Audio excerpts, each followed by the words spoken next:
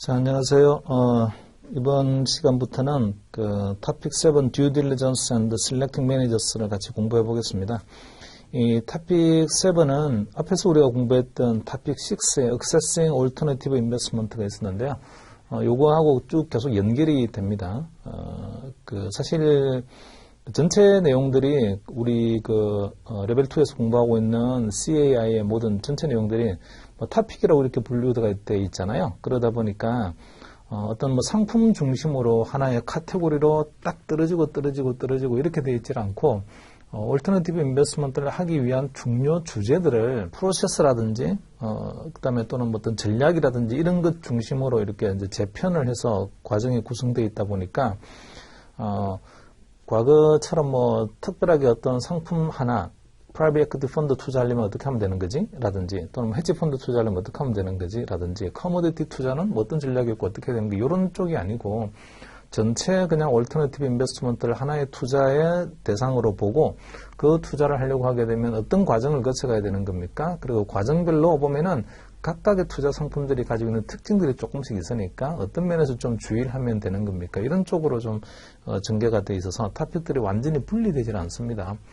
자, 이 7 토픽은요, 토픽 7은 토픽 6에 그냥 연결해 있는 내용들인데, 듀 딜리전스 실사와 관련된 이야기고요. 그리고 실사 내에서 궁극적으로 하고자 하는 거는 좋은 매니저를 선택하고자 하는 거죠. 좋은 투자를 하고자 하는 거예요. 그래서 이 내용들이 보면 되게 좀 월디합니다. 말로 많이 되어 있어서, 계산하는 문제도 거의 없고요. 다 말이에요. 프로세스와 관련된 이야기다 보니까 실사와 관련된 프로세스, 되게 워디한 내용들이라서 졸립니다. 주무시지 마시고 집중해서 보시는데 아는 내용은 휙휙 지나가시면 되고요. 2배속으로 빨리빨리 이렇게 돌려서 보자 이렇게 하셔도 되고 굳이 내가 강의를 굳이 의존하지 않고 읽어서 이해가 된다라고 하게 되면 그런 부분들은 과감히 점프하셔도 됩니다. 강의에서. 어쨌든 이 토픽 7은 6번하고 같이 연결되는 구조다 보니까 6번하고 같이 공부하실 때에도 토픽 6번과 7번은 묶어서 공부하시도록 하고요. 내용들을 한번 보도록 하죠. 이제 중복되는 내용도 조금씩 나와요. 연결되는 구조다 보니까 토픽 6하고 7이 6에서 나왔던 내용들 중에 일부가 7에서도 그냥 좀 반복적으로 나오는 이야기도 있고 이렇습니다. 자, 봅시다. 시험의 비중은요, 이 토픽 7이 되게 워디하게 말로 쉽게 되어 있다 보니까, 암기하면 되는 거거든요. 이게 어려울 게 없어서, 계산이 복잡해 이런 것도 없으니까, 그냥 다 암기입니다. 근데 이게 비중이 그러면 낮습니까? 그것도 아니라서 비중은 또 똑같아요. 다른 토픽하고. 그래서 이 토픽은 조금만 암기만 잘 해놓게 되면, 그러면 틀릴 게 없는 그런 토픽이기도 합니다. 페이지 97 볼게요. 액티브 매니지먼트 앤드 뉴 인베스트먼트. 그리고 참 이거 전체 토픽에 토픽 7의 전체 내용이 한번 목차 쪽에 가서 보시면 토픽 7.1에 나와 있는 게 액티브 매니지먼트 앤드 뉴 인베스트먼트. 자, 이게 조금요. 약간 까칠하다면 까칠하달까? 그런 게 토픽 7 중에서는 그나마 조금은 외워야 될 게 하나가 있고 공식을 하나 외워야 되는 게 하나가 있고 계산하는 거와 관련된 액티브 매니지먼트와 관련된 내용들입니다. 거기서 외워야 될 공식이 하나 있고요. 그 외에는 공식 같은 거는 전혀 없는, 계산할 게 전혀 없는 주제들입니다. 어쨌든 토픽 7.1에서는 액티브 매니지먼트에 대한 걸 공부를 하나 할 텐데, 액티브 매니지먼트라는 게 패시브와 액티브를 구분하는 게, 패시브 하는 게 보수적으로 또는 수동적인 이런 의미이고, 액티브 하는 거는 활동적으로 적극적이다 이런 의미잖아요. 근데 이렇게 생각하시면 안 되고, 영어처럼 생각하시면 안 되고, 패시브 하는 거는 the same as the benchmark. 벤치마크하고 똑같아요. 이게 패시브 한 거고, 그 다음에 액티브 한 거는 different than benchmark. 벤치마크하고는 달라요. 이게 액티브 한 겁니다. 그래서 이제 좀 용어를 이해를 정확하게 해 놓으셔야 뒤에 나오는 내용도 이해하기가 좀 쉽습니다. 자, 어쨌든 우리는 벤치마크하고는 다르게 운용을 한번 해볼 텐데, 벤치마크하고 다르게 운용을 하는 이유는 벤치마크보다 더 뛰어난 성적을 올릴 수 있을 거라고 저는 믿기 때문입니다. 그래서 벤치마크하고는 다르게 운용을 할 거고요. 그래서 얻는 이 초과 위험과 초과 수익이 있을 텐데 그거를 계산을 한 게 인포메이션 레이쇼죠. 인포메이션 레이쇼를 높이려고 하게 되면 어떻게 하면 되는 거지? 그거 관련된 이야기가 여기 7.1에 나옵니다. 그리고 7.2에서는 Selection of Fund Manager예요. 어떤 펀드 매니저 우리 선택하고 싶을까요? 뭐 잘하는 펀드 매니저 선택하고 싶죠. 그래서 100명의 펀드 매니저가 있으면 그걸 쿼타일로 나눠봤을 때 상위 25%, 그 다음에 뭐 26에서 50% 사이, 51에서 그 다음에 75% 사이, 76에서 100% 사이 이렇게 해서 네 구분으로 나누면 사실은 우리가 선택하고 싶은 거는 그 퍼스트 쿼타일입니다. 상위 25% 내에 드는 게 좋겠죠. 한 가지 암묵적인 좀 가정이 있어요. 상위 25%에 드는 그 펀드 매니저를 선택하게 되면 여전히 잘할 거다, 앞으로도. 이런 암묵적 가정이 있는데, 사실 이게 정확할까? 이거는 좀 검증을 해봐야 되는 거고요. 그거와 관련된 검증된 데이터들에 대한 이야기가 조금 있습니다. 뭐 특별히 어려운 게 없어서 7.2도 뭐 암기해야 될 내용들이 많으니까 그냥 암기 중심으로 공부하시면 될 것 같아요. 73번하고 74번은 완전히 그냥 프로세스 이야기입니다. 그래서 듀 딜리전스 실사와 관련된 프로세스, 인베스트먼트 프로세스, 듀 딜리전스, 그 다음에 오퍼레이셔널 듀 딜리전스 이렇게 그 7.3과 4는 실사할 때 어떤 과정을 거쳐서 어떤 내용들을 봐야 되는 겁니까? 이런 내용들이라서요. 되게 워디예요. 이거는 완전 말입니다. 7.5도 뭐 같은 맥락이에요. Due diligence of terms and business activities. 이것도 뭐 이런저런 조건과 관련된, 어쨌든 이것도 실사와 관련된 이야기들이라서 3, 4, 5가 완전한 그 실사 과정에서 뭐 체크해야 될 체크 포인트 이런 것들을 다 공부하게 돼 있어요. 7.1은 액티브 매니지먼트에 대한 이야기. 액티브하게 운용을 하고자 하는 애를 고르고 싶은 거죠. 우리가 펀드를 선택할 때에 그냥 우리가 인덱스를 쫓아가는, 시장을 쫓아가는 펀드 선택할 거예요. 고민할 게 뭐 있어요? 그럼 시장 쫓아가는 펀드 선택하면 되죠. 근데 시장을 쫓아가는 펀드가 아니고 어떤 인덱스를 쫓아가는 게 아니라 액티브하게 하는 애를 갖다가 선택을 할 때는 고민을 해야 됩니다. 어떤 애를 선택해야 되는 거지? 이거죠. 그게 이제 전체 그래서 이 토픽 7은 액티브 매니저, 액티브하게 운용을 하고 있는, 벤치마크하고는 좀 다르게 운용하고 있는 그런 펀드 선택할 때 뭐 어떤 걸 갖다 주로 봐야 되는 겁니까? 그 이야기 드립니다. 자, 97페이지로 오세요. 액티브 매니지먼트 앤드 뉴 인베스트먼트에서요. Tactical Asset Allocation Basic이 있네요. 벌써 Tactical Asset Allocation이 나왔어요. 자, 자산 배분을 할 때에 자산 배분이라는 게 에셋 클래스에 대한 배분이죠. 여러분 에셋 클래스 하면 뭐가 생각이 났습니까? 주식이 있을 거고 본드도 있을 거고 뭐 그다음에 리얼 에스테이트 부동산도 있을 거고 이런 거 쭉 있을 거예요. 요 두 개가 전통적인 트래디셔널 에셋 클래스죠. 자, 이 두 개만 가지고 한번 생각을 해볼게요. 스탁과 본드가 있다. 스탁에다가 몇 % 투자하고 본드에 몇 % 투자하자. 뭐 나는 지금 젊으니까 스탁에다가 60% 투자하고 본드에는 40% 투자할 거예요. 요렇게 있잖아요. 투자 비중을 정했습니다. 근데 관점이 보면 어떤 관점이냐면 롱텀 관점이에요. 장기적으로 저는 요렇게 맞춰서 가고 싶습니다. 이래요. 대부분의 경우에 이렇게 장기적으로 유지해야 될 전체 포트폴리오 비중을 롱텀이에요. 이 말이 중요해요. 장기적으로 가야 될 포트폴리오 비중을 내가 정했습니다. 이게 일종의 기준점이에요. 지향점입니다. 기준이에요. 근데 주식시장이 좋을 것 같다라고 하게 되면, 이 스탁 포트폴리오로부터 조금 벗어나가지고 비중을 좀 높이고 싶어요. 그래서 제가 좀 수정하고 싶은데, 좀, 숏텀, 단기적으로 또는요, 좀 미디엄텀, 약간 중기적으로 넓게까지 확장한 다음에 미디엄텀으로 대부분은 그냥 단기입니다. 보통 1년 내에 이런 식으로 단기적으로는 이거 주식시장이 되게 좋을 것 같으니까 주식의 비중을 한 70%를 갖다가 할게요. 그 다음에 본드 비중을 30%를 줄이겠습니다. 이렇게 하게 되면 롱텀 에셋 알로케이션으로부터 데비에이션, 벗어나게 되는 거죠. 자, 이렇게 롱텀 에셋 알로케이션 하는 거를 스트래티직 에셋 알로케이션이라고 하고, 이거는 스트래티직 에셋 알로케이션은 기본적 성격이요 장기적인 기준입니다. 근데 단기적으로 시장의 뷰를 보고 주식시장이 좀 좋을 것 같아요. 마켓 뷰가 반영이 되어서 주식시장 비중을 좀 늘립시다. 채권 비중을 줄일 거예요. 해서 전체 비중은 어쨌든 100%는 맞출게요. 자, 이렇게 단기 또는 길어봤자 중기적으로 일시적으로 이탈하는 것, 스트레스, 전략적 자산 배분으로부터 이런 거를 Tactical Asset Allocation이라고 합니다. 자, 앞으로는 우리가 Strategic Asset Allocation 있죠. 전략적 자산 배분이요. 이게 하라고 한 거예요. 이렇게 하세요라고 한 거예요. 근데 나는 이번에는 다르게 할 거예요라고 했어요. 이렇게 이대로 하세요 하는 게 얘가 벤치마크입니다. 벤치마크. 그 다음에 제가 가지고 있는 요렇게 아니야 나는 이번에 좀 바꿨어요. 주식과 채권으로 좀 비중을 달리 했습니다. 라고 하는 게 이게 내가 운영하고 있는 포트폴리오예요. 자, 그러면 벤치마크하고 포트폴리오가 같지 않죠. 같지 않으니까 위험도 같지 않을 거고요. 이렇게 구성해서 운영하고 있는 전략적 자산 배분의 벤치마크 포트폴리오의 위험과 기대 수익이나 여기서 Tactical Asset Allocation에 나오는 위험과 기대 수익이 같지 않습니다.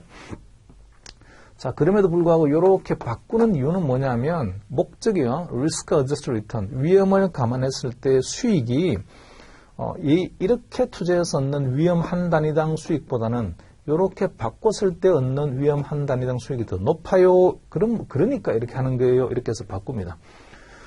자, 이렇게 바꾼 거에 성과 측정을 해야 되는 거잖아요. 이 포트폴리오 성과 측정을 해야죠.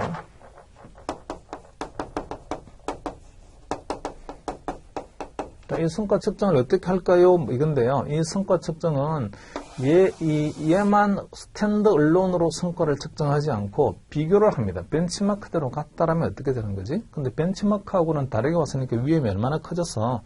그리고 위험이 커진 만큼 또 수익은 얼마나 더 늘렸니? 이렇게 해서 이제 평가를 해야 되고, 이 성과 평가의 척도가 인포메이션 레이시오, 정보 비율이죠. 인포메이션 레이시오예요.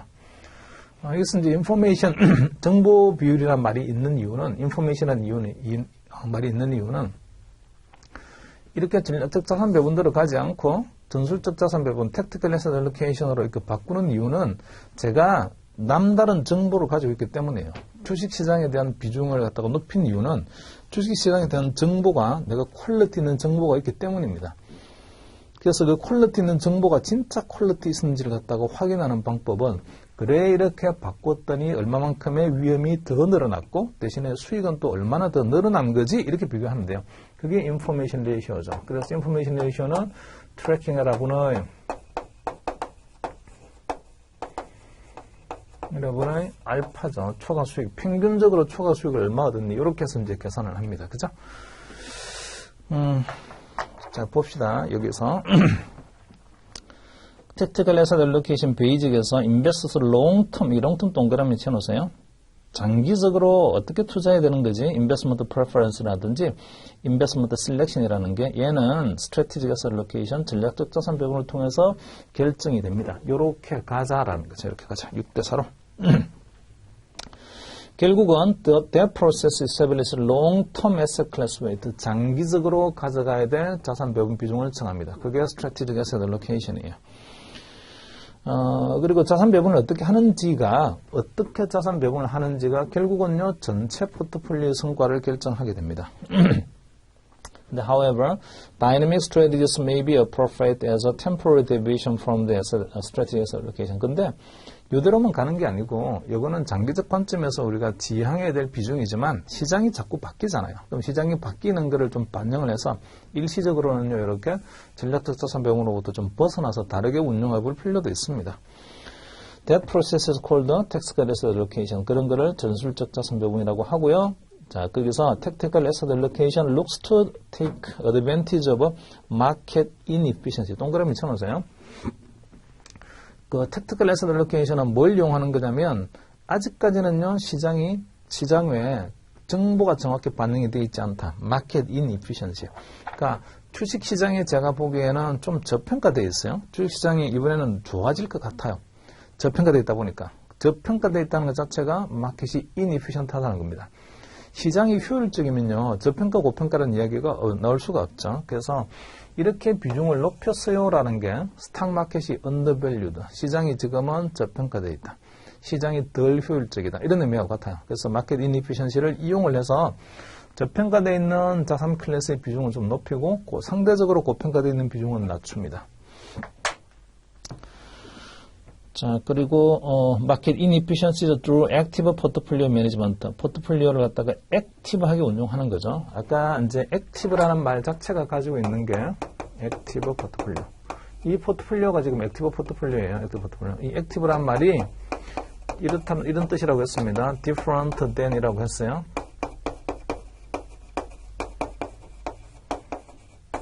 벤치마크하고는 달라요. 이게 액티브고 패시브한 거는 얘는 the same as예요.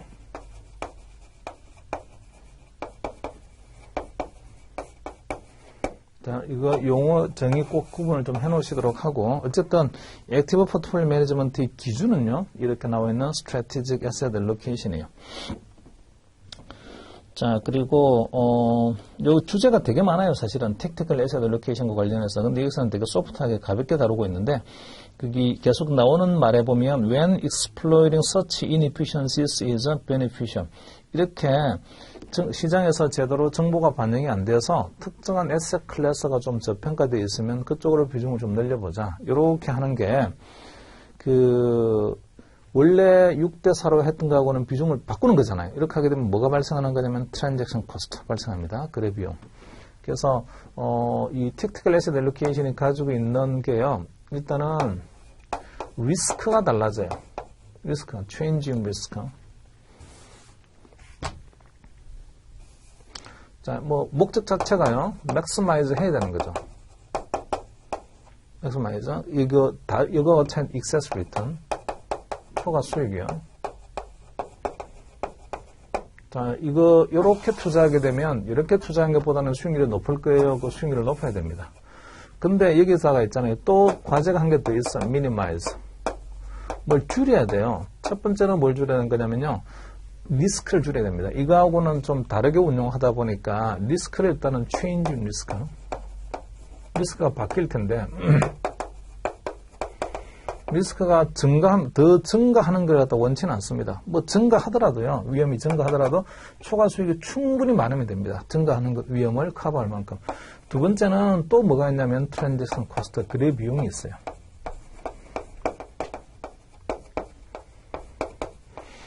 그래서 이거 두 가지를 위험이 증가하는 거는 가능하면 최대한 있잖아요. 그죠? 줄이도록 하고 그다음에 거래 비용도요. 최대한 줄이면서 요 익세스 리턴을 갖다 최대한 높이세요. 사실은 이게 택티컬 에셋 앨로케이션이 추구하는 목표입니다. 근데 사실은 요 두 개가요. 요 1번하고 2번에 해당되는 리스크와 코스트의 관점에 봤을 때 어떻게 하는 게 좋은 거니? 이렇게 가게 된 비중을 바꾸게 되면 분명히 초과 수익이 나와. 근데 대신에 리스크도 바뀌어. 거래 비용도 발생해. 리스크의 관점에서 보게 되면 이렇게 하는 게 좋을까? 또는요, 코스트의 거래 비용 관점에서 이렇게 하는 게 좋을까? 두 개가 같은 답을 해주면 좋은데, 두 개가 같은 답을 리스크 관점에서 보더라도 바꾸는 게 좋아. 코스트의 관점에서도 보게 되면 요 초과 수익이라는 게 코스트를 갖다 충분히 넘을 만큼 매력적이야. 그러니까 바꾸는 게 좋아.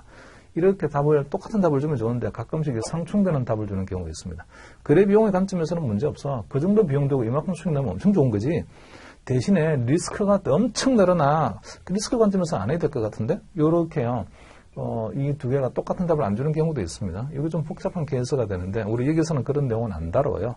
그러니까 안 다루니까 행복합니다. 그냥 쉽게 그냥 휙 넘어가면 돼요. 그리고 두 번째 패러그래프에서 Tactical Asset Allocation aims to achieve a higher net return to risk ratio. 목적이 이런 거죠. higher net return. 요게 excess return이 우리 교재에서는 그냥 net return이라고 표현을 했네요. net return은 요 초과 수익에서의 코스트 뺀 거죠. 사실은 요거 excess return에서 요거를 빼서 net return을 표현했습니다. 이거하고 이게 나오는 change in risk, 요거 두 개 비교한 거죠. 요거 두 개 비교. 이걸 높여보자. In the short term and the medium term, 그 줄 그어놓으세요. short term and medium term이라는 게 tactical asset allocation horizon은 단기 또는요 길어야 중기다. However, it is susceptible to risks associated with heavily weighting certain asset classes within a portfolio. 근데 이렇게 하게 되면 특정한 asset 클래스에 대한 비중을 갖다가 의도적으로 높여야 되다 보니까 concentration risk, 그런 집중 위험 같은 것들이 발생합니다. 이건 집중 위험이 발생하는 거죠. 주식에 대한 비중이 아주 높아져 버리게 됐어요. 그리고 거래 비용도 뭐 발생할 수 있습니다. potentially high trading cost. 자, 그럼에도 불구하고요. 그 밑에 맨 마지막에 보게 되면 마지막 문장에 the primary benefit is a more optimal asset allocation with better risk adjusted return. 그럼에도 불구하고 좋은 장점이 있을 수가 있는데 tactical asset allocation 하게 되면 a more optimal asset allocation. a more가 비교급이잖아요. 비교의 대상이 있어야 되는데 그 비교의 대상에 해당되는 게 strategic asset allocation, 전략적 자산 배분입니다. 전략적 자산 배분보다는 좀 더 옵티멀하다는 거죠. 리스크와 리턴의 관점에서 보게 되면. 자, 페이지를 넘기셔서 98페이지 보니까 플럼이라는 게 있네요. Fundamental Law of Active Management. 액티브 매니지먼트의 기본적인 목적이 액티브하는 게 different than the benchmark. 벤치마크하고는 다르게 운용을 하는 건데 그 목적이요. 아까 말한 것처럼 여기 information ratio를 갖다가 높이자 이랬습니다. 자, information ratio 요거 있죠. 요거 information ratio는 이거 approximation입니다. 아주 똑같지는 않아요. 우리는 그냥 equal이라고 주식에 나와 있는데 approximation으로 요렇게 있잖아요. 말할 수 있습니다. information coefficient 곱하기 root breadth라고요. 요런 곱으로 나눌 수가, 두 개를 곱하면 information ratio하고 근사값을 구할 수가 있습니다. 얘를 갖다가요. 요 수식이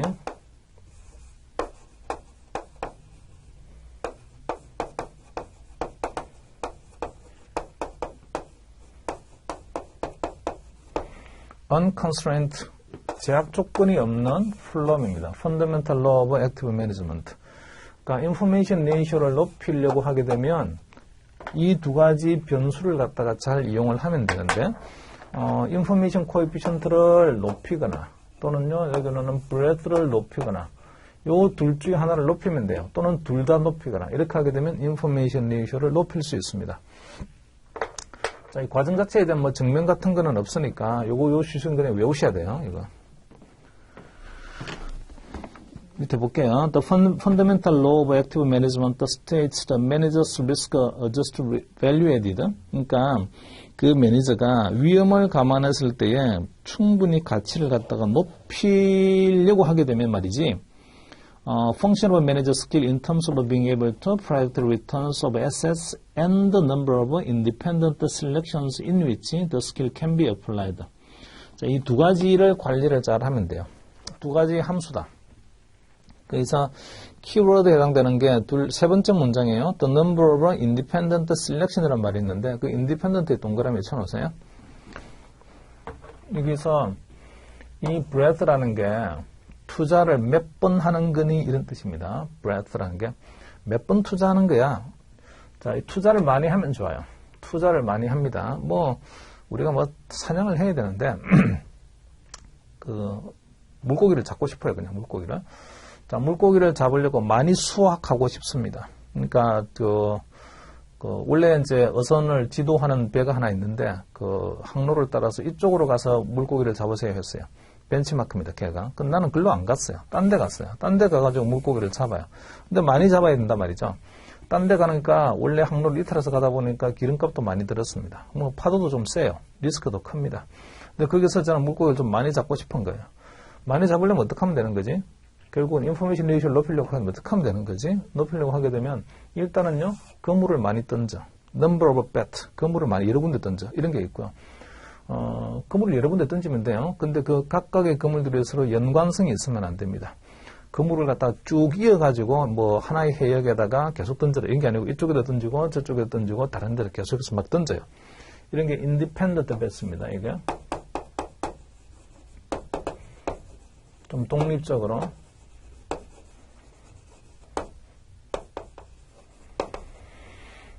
자, 그 다음에 이거 많이 던지면 많이 던질수록 뭐 고기를 좀 많이 잡을 수 있는 가능성이 높아지게 됩니다. 그 다음에 이 인포메이션 코에피션트는요, 이거는 정확도입니다. forecasting ability. 예측의 정확도.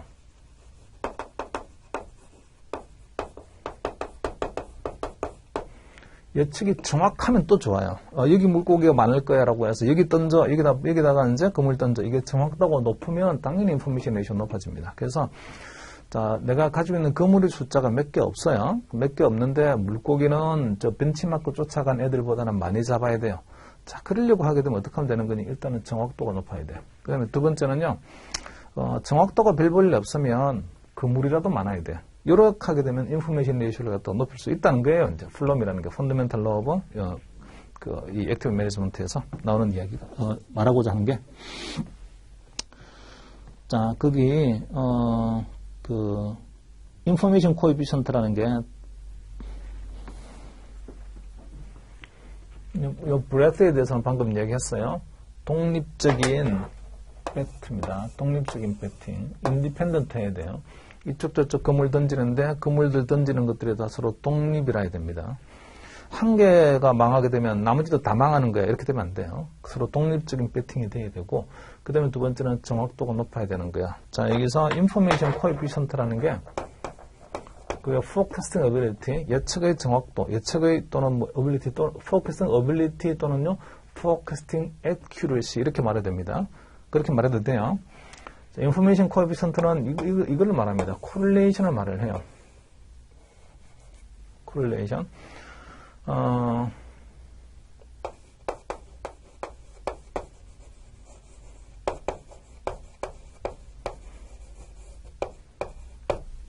내가 예상했던 결과가 있어요. 자, 저기에다가 던지게 되면 물고기 많이 잡을 거라고, 몇 마리쯤 잡을 거야, 많이 잡을 거야, 예상했던 결과가 있어요. 그 다음에, 실제로 나온 결과하고의 코릴레이션, 상관관계예요. 자, 저기다 물고기를 던지게 되면 물고기 잡을 거야 라고 예상을 했어요. 플러스 값 나올 거라고 했습니다. 그랬더니 실제로 플러스 값 나왔어요. 코릴레이션이 높죠. 정확도가 높은 거예요. 자, 저기다가 그물 던져봤자 물고기 못 잡아 했더니 실제로 못 잡았어요. 정확도 굉장히 높아요. 이런 식으로 포캐스팅 리절트하고 액츄얼 리절트의 코릴레이션이 되게 어느 정도 되는 거니 그게 인포메이션 코에피션트입니다. 이게 이제 예측의 정확도를 나타내는 지표예요. 자, 그래서 거기 수식 이 인포메이션 레이쇼는 인포메이션 코에피션트 곱하기 루트 브레스라고 되어 있는데 the result is the information ratio. 얘는 information ratio하고 결과값이 같은데 그 information ratio는 the same as the manager's alpha divided by the volatility of the alpha. 이거죠 지금. 트래킹 알아보는 알파 이거 설명하고 있어요. 그 다음에 거기 세 번째 문장에서 the value of portfolio manager adds through active management can be increased either 둘 중에 하나를 갖다가 잘하면 돼요. By having greater ability to accurately predict returns, i.e. a larger information coefficient. 이거 information coefficient를 높이거나 또는요 이거 배팅 횟수를 늘리거나 이렇게 해서 그 인포메이션 레이쇼를 높일 수가 있습니다. 자, 그 페이지 99페이지 보면 이그젬플이 있어요. 인포메이션 코에피션트에서 a manager A is able to select stocks from S&P 500. 500개의 주식을 이 사람은 선택할 수 있습니다. And generate information ratio of 1.4. 자, 내가 선택할 수 있는 주식 숫자가 500개가 있어요. 그리고 인포메이션 레이쇼는 1.4만큼을 제가 얻고 싶습니다. 1.4가 타겟 인포메이션 레이쇼예요. 목표로 하고 있는 인포메이션 레이쇼. 그리고 매니저 B can also generate information ratio of 1.4. 얘도요, 1.4가 target information ratio입니다. But only select stocks within the Dow Jones Industrial Average 30 stock. 30개의 주식만 이 사람은 배팅할 수가 있어요. 자, 그러면 정확도가 어느 정도 되면 되는 건가요? 라는 인포메이션 코에피션트 구할 수 있습니다. 구하는 건 뭐 여러분이 해보십니다. 계산 수식 그대로 집어넣어서 하시면 돼요. 자, example 바로 밑에 보니까 the previous example applies to circumstances when the managers are unconstrained. 자, 방금 말했던 요 수식 있죠? 이거요. 요 수식은 unconstrained flow이라고 합니다. 이거는 별다른 제약 조건이 없는 경우의 인포메이션 레이쇼를 높이기 위한 수식입니다. 자, 아무런 제약 조건이 없을 때의 이야기예요. 그런데 우리가 배팅을 하고 싶은데 예를 들어서 그물을 던지고 싶어요. 배를 타고 이거 벤치마크는 다르게 제가 가가지고 다른 해역에서 막 그물을 던지고 싶어요. 그물을 던지고 싶은데 그물을 던지는 행위와 관련해서 아무런 제약이 없으면 요 수식 쓰면 됩니다. 근데 제약이 있는 경우가 있어요. 뭔가 constraint, 제약이 있는 경우. 자, 몇 시까지만 할 수 있다. 뭐 이런 거죠. 이제 할 수 있는 타이밍이 정해져가 있거나 또는 저쪽 해역에다가 분명히 던져야 되는데 그쪽 해역은요, 경계가 있어서 건너갈 수 없다. 라든지 이런저런 제약 조건이 있으면 내가 머릿속에 생각하고 있는 그 전략을 갖다가 100% 그대로 실행할 수 없습니다. 그래서 우리는 현실에서 보게 되면요, 이런저런 제약들이 있어요. 내가 생각하고 있는 전략을 100% 실행하지 못하는 전략들이 있는데 그 100% 전략을 실행하지 못하는 그런 제약 조건을 갖다 감안하게 되면 그러면 이 수식은 어떻게 바뀌어야 되는 건가요가 있어요. 그래서 앞에서 했는 것처럼요. 자, unconstrained는 플럼이 공식이 두 개가 있습니다. 첫 번째 unconstrained 버전이 있어요. 아무런 제약 조건이 없다라고 하게 되면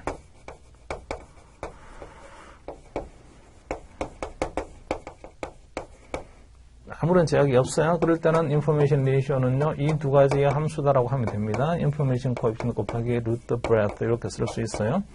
그 다음에 두 번째는 in reality, 현실에서 보게 되면 제약 조건들이 대단히 많이 있습니다. 이건 이제 좀 constraint 제약 조건이 있는 거죠.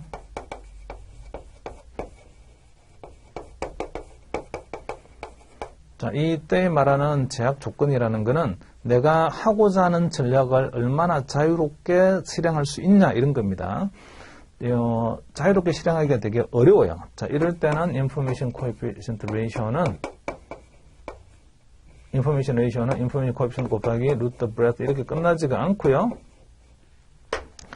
여기다가 뭔가 자유도를 써주면 됩니다. 곱하기 degree of freedom, 일종의 얼마나 내가 자유롭게 이 전략을 수행할 수 있는 거니. 자, 100% 내가 실행할 수 있다고 하게 되면 1 쓰면 되고요. 100% 못하고 내가 생각하고 있는 전략 한 50% 정도밖에 못해 하게 되면 0.5를 쓰면 됩니다. 그렇게 내가 실행할 수 있는 전략을 얼마나 자유롭게 실행할 수 있는 거니, 내가 원하는 전략을 얼마나 자유롭게 실행할 수 있는 거니 라는 그 정도를 나타내는 지표가 이 TC입니다. 우리 교재도 나와 있습니다. 그 트랜스퍼 코에피션트라는 거요. 그대로 트랜스퍼 한다는 거는 내가 머릿속에 있는 게 현실로 그대로 실행이 된다는 이야기예요. 이전이 된다는 거.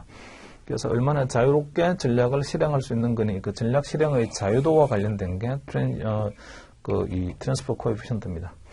unconstrained condition 같은 경우는요. 이거는 곱하기 1이 있는 것 같습니다. 1은 퍼센트로 보면 100%예요. 내가 생각하고 있다는 걸 100% 다 실행할 수 있어. 자, 그런 경우는 이렇게 쓰면 되는 거고, 아니야, 나는 80%밖에 못해 하게 되면요. 그럼 이게 80%여야 하게 되면 0.8 쓰는 거죠. 0.8. 자, 바로 밑에서 플럼 익스텐션에서 the transfer coefficient는 갖다가 한번 감안해보자. 자, 거기서 under some scenarios, portfolio managers have certain constraint when managing their portfolio. 포트폴리오 관리할 때 이런저런 제약 조건들이 있어서 내가 원하는 대로 못하는 경우들이 있어요. 그 제약에 해당되는 게 hard constraint도 있고, 이거는 법령이나 규제에 의해서 못해요 이런 것들도 있고요. 그 다음에 soft constraint도 있습니다. 이거 법이나 규정에서 우리를 규제하고 있는 건 아니지만 그렇게 하려고 하게 되면 비용이 너무 많이 든다든지 시간이 너무 많이 걸린다든지 이런 것들요. 이런 것들은 그냥 soft constraint다 이렇게 말할 수 있습니다. 자, 그래서 거기 두 번째 패러그래프에 hard and soft constraint may lead to the inability to allocate portfolio to the full potential of a manager's skill. 그래서 이런 hard constraint나 또는 soft constraint가 있게 되면 매니저가 가지고 있는 능력을 100% 발휘하기가 어렵죠. 그래서 to account for that, there is extension of a problem to include transfer coefficient. 그래서 information ratio를 구하는 fundamental law of active management 공식에다가 얼마나 자유롭게 그 전략을 실행할 수 있는 거니라는 그 전략 실행의 자유도와 관련된 트랜스퍼 코에피션트를 갖다가 곱하면 됩니다. 밑에 the TC is a measure of extent to which a manager can apply the intended strategy and based on scale of 0 to 1. 자, 이 트랜스퍼 코에피션트는 숫자로 보게 되면요. 0에서 1 사이 값을 가집니다. 퍼센트로는 얼마나 자유롭게 실행할 수 있는 거니라는 게 뭐 퍼센트의 개념이라서 0%에서 100%, 4이다 이렇게 말할 수가 있는데 0%는 그냥 0일 거고 100%는 그냥 1이에요. 그래서 트랜스퍼 코에피션트는 0과 1 사이 값을 가집니다.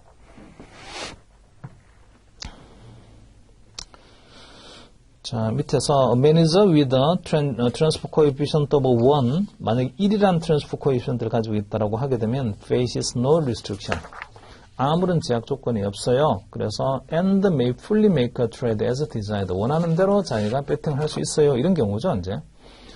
그리고 whereas a transfer coefficient of less than 1 indicate the manager is restricted. 그러니까 제약 조건이 있으면 transfer coefficient의 숫자가 1이 안 나옵니다. 그리고 transfer coefficient of 0 indicates a zero correlation between the manager's alpha and the portfolio weighting. 이 트랜스퍼 코에피션트가 그 0이라는 소리는요, 본인이 아무런 권한이 없다는 거예요. 내가 하고 싶은 대로 할 수 있는 게 머릿속에는 되게 많이 있는데, 하고 싶은 게 많이 있는데, 하나도 네가 원하는 대로 할 수 없어. 이거는 본인이 웨이팅을 갖다 자유롭게 조절할 수 있는 권리가 하나도 없다는 거고요. 그러면 포트폴리오에서, 그 액티브 포트폴리오에서, 그 가지고 있는 포트폴리오에서 뭔가 수익이 벤치마크보다 높게 나온다고 하더라도, 그거는 매니저의 스킬하고는 아무 상관이 없는 거예요. 자, 그리고 밑에서 example에 보면은 트랜스퍼 코에피션트가 주어져 있을 때에 또는 타겟 인포메이션 레이시오가 주어져 있을 때에 그리고 인포메이션 코에피션트라든지 또는 breadth라든지 배팅할 수 있는 횟수 이런 게 주어져 있을 때에 트랜스퍼 코에피션트 구하는 수식이 그 문제가 나와 있는데 이것도 수식만 알게 되면 금방 구할 수 있으니까 생략합니다. 이런 문제들은. 자, 그리고 밑에서요, trade offer between the information coefficient and the breadth라는 거 봅시다. 키워드가 trade offer예요, trade offer. 자, information coefficient는 정확도라고 했죠. 그 다음에 breadth는 배팅할 수 있는 횟수라고 했습니다. 이게 사람이 이러면 얼마나 좋겠어요. 둘 다 높일 수 있으면 얼마나 좋겠어요. 배팅을 무한대로 할 수 있다. 엄청 많이 배팅할 수 있다. 정확도 100%다. 그러면 마이더스죠. 황금의 손입니다. 근데 마이더스의 손도요, 그 마이더스에서, 더스에서, 그게 점 하나만 빼게 되면 마이너스의 손대요. 그러니까 잘못하게 되면 완전 마이너스가 됩니다. 이 인포메이션 코에피션트하고 브로스는요, 브레스는 서로 트레이드오프 상충 관계, 그러니까 서로 반대의 관계에 있어요. 반대의 관계. 자, 우리가 배팅할 수 있는 횟수가 그렇게 많지 않아요. 라든지, 배팅할 수 있는 대상 자체가 몇 개 안 돼요. 하게 되면 그것만 열심히 디립도 파면 됩니다.